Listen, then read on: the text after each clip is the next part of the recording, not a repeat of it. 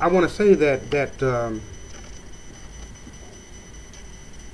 our history in America is very important, and our history throughout the world is very important. We, whether we recognize it or not, are a very unique people. And let me explain why. When our ancestors were enslaved in the European slave trade,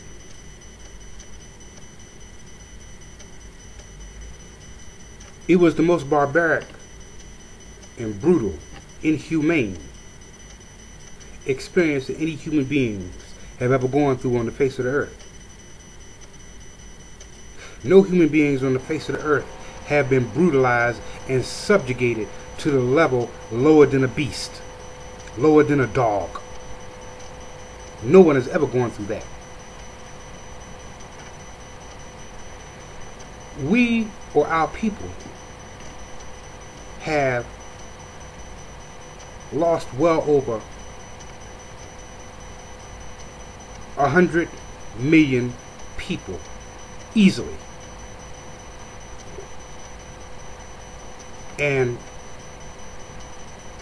that's a Holocaust, no matter how you look at it. It's genocide, no matter how you look at it. The people who designate them, European people who designate themselves as Jews, they say they lost 6 million. Okay. I wouldn't, if they lost 20 million, I mean, it's a tragedy. But what happened to them was obviously an event that they are not letting go. They're not going to let it die, and they said never again. We have to reach the point of saying never again and then begin doing something about it. They say each one teach one, but we haven't done that yet. A lot of us don't even know where to begin. So I want to finish this video, and I know it's going to take up another video, to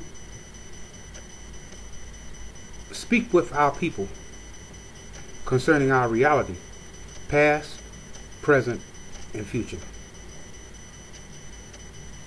There are those who would call us street scholars because we didn't go to a university, a college that the white man has designated as an institution of learning. Because we did not receive our degree from our oppressor. Okay? Our education is deemed not to have the same value.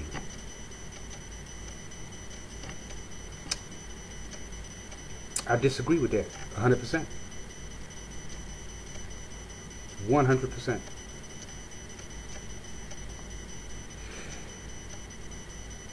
Dr. Walter Williams, who is the author of The African Origin of Christianity and The African Origin of Islam, has made the statement that he who writes history controls history. That's a very vital statement because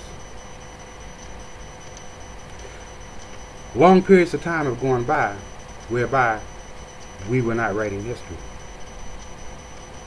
Our people were not allowed to write. Our people were not allowed to read. And during this period that we were not allowed to write and to read, Europeans were busy writing their behinds off. They were busy pillaging the world, pillaging Africa, and writing and documenting in their own books the things they found, the experiences they went through, what they learned. And this is nothing new, because this began also the writing with the so-called Greeks. And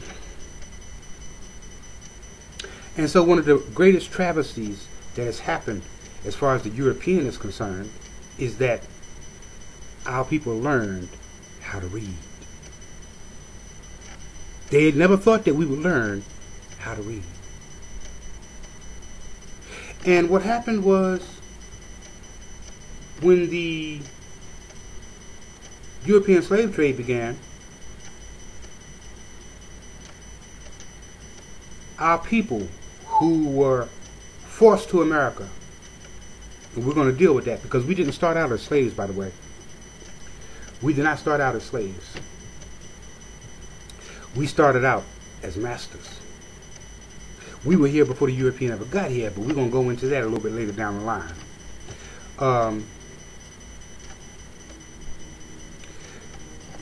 But what happened was, because our ancestors were stripped of their names, of their language, of their culture, of their history, because they were separated and brought down to the level of beast, when we came up out of slavery, physically, we began digging. We began digging deep because we understood that we were stripped of everything. And so we began researching and digging and trying to find out everything we could about ourselves. And the result of it was that we became the most historically astute, the most historically informed African people on the face of the globe.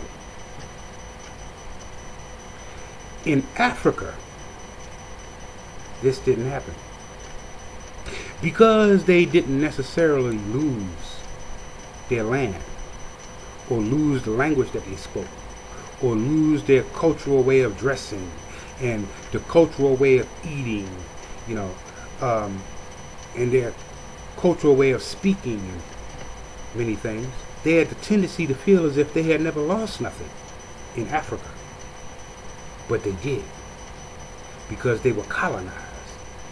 And the European colonizers who colonized Africa controlled their religion, their economics, and their education. And the European's biggest game that he's been very good at has always been divide and conquer. Let me explain that for a second. Divide and conquer was a process that they used and are still using in various degrees to make sure that the African over here in the Western Hemisphere don't want to have anything to do with the African on the continent, and to make sure that the African on the continent don't want to have nothing to do with the Africans that were enslaved in the Western world. How do you bring this about? It wasn't as hard as it may seem. We all saw the Tarzan movies growing up and showing how primitive and backwards Africa was supposed to be. All the jungle in Africa and running around naked and you name it. They showed us all of this as children. And a lot of us subconsciously bought into it because we knew nothing about Africa. We knew nothing about the great civilizations, the magnificent cities, the magnificent cultures that existed there that we were snatched from. None of us knew any of this.